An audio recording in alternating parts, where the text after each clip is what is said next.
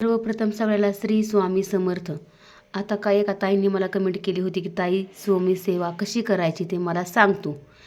तर आता मला जेवढी येते स्वामी सेवा, मी स्वामींची जेवढी सेवा केलेली आहे, मी रोज करते, ती तुम्हाला सांगणार आहे की कशी स्वामी सेवा करायची आहे आपल्याला.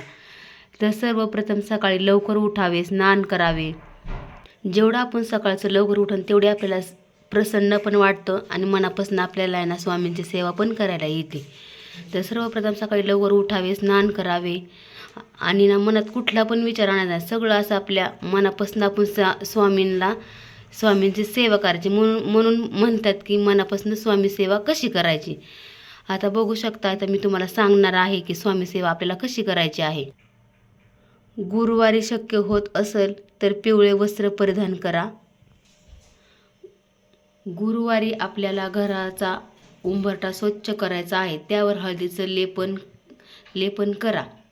आता काय ताईंना माहीत नाही हळदीचं लेपन कसं करायचं. तर हळदीचं लेपन आपण त्याच्यामध्ये गोमूत्र घ्यायचं आहे, हळद घ्यायची आहे आणि ते चांगलं एक मिश्रण करायचं आहे आणि उंबरठा आपलं एकदम स्वच्छ करायचं आणि त्या उंबऱ्याला आपण लेपन लावायचं आहे. गोमूत्र नसेल तर तुम्ही गुलाब पाणी पण टाकू शकता त्याच्यामध्ये. गुरुचरित्राचा 14वा आणि 18वा अध्याय वाचावा. 11 माळी जप करावा. 11 वेळ तारक मंत्र म्हणायचा आहे. आता कोणाला तारक मंत्र म्हणायला येत नसेल तर त्यांनी आपण ऐकू पण शकतो मोबाईलला लावून. स्वामी महाराजांच्या मूर्तीचा अभिषेक करायचा आहे. मूर्ती नसेल तर फोटो स्वच्छ पुसून घ्या. दुधाने, मधाने ह्याने आपल्याला स्वामींचा अभिषेक करायचा आहे. तुमच्याकडं मूर्ती नसेल तर फोटो आपण एका स्वच्छ कापडाने पुसून घेतला तरी चालते. महाराजांच्या मूर्तीचा अभिषेक करायचा आहे.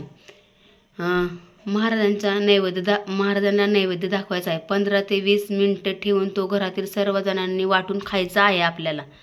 जो स्वामींना तुम्ही नैवेद्य दाखवणार आहे, आता आपल्या घरातलं काय बी म्हणा, भाजी चपाती असं, ते सगळ्या स्वामींपाशी 10-15 मिनिटं ठेवायचं आहे. नंतर ते आपण सगळ्या घरातल्यांना मिळून तो प्रसाद आपण खायचा आहे. रोज तर तुम्ही स्वामी सेवा करत असाल तर रोज नैवेद्य दाखवलं तर उत्तम आहे, एकदम चांगलं आहे. जे आपण भाजी भाकरी खातो तेच दाखवला तरी चालते. असं नाही की बाबा रोज आपण हे केलं पाहिजे ते केलं, असं काही सकट नाही स्वामींचं. तुम्ही भोळी भावाने जेवढी स्वामी सेवा करा तेवढी स्वामींपर्यंत स्वामी सेवा पोच. रोज जर तुम्हाला नसेल शक्य होत तर गुरुवारी तर नैवेद्य दाखवलाच पाहिजे स्वामींना. तुळशीला गायचे कच्चे दूध व्हा.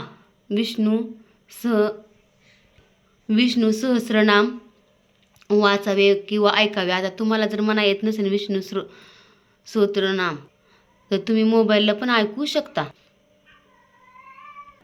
गूळ फुटाणे दान करा किंवा एखाद्या गरीबाला तुम्ही जेवू घालू शकता.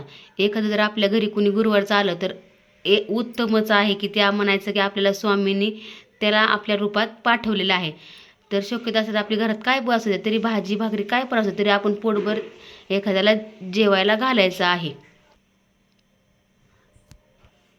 एवढी स्वामी सेवा तुम्ही केली तर नंतर मी ह्याच्या पुढचं पण अजून काय स्वामी सेवा करायची तुम्हाला नक्की सांगन. मला कमेंट करून सांगा. चला तर मग आज एवढंच होतं. आवडलं तर लाईक, शेअर, सबस्क्राईब करा आणि अजून तुम्हाला काय वाटलं असं तर मला कमेंटमध्ये सांगू शकता की ताई मला अजून स्वामी सेवा अजून काय करायची ते पण सांग. मी तुम्हाला ते नक्की सांगन. श्री स्वामी समर्थ.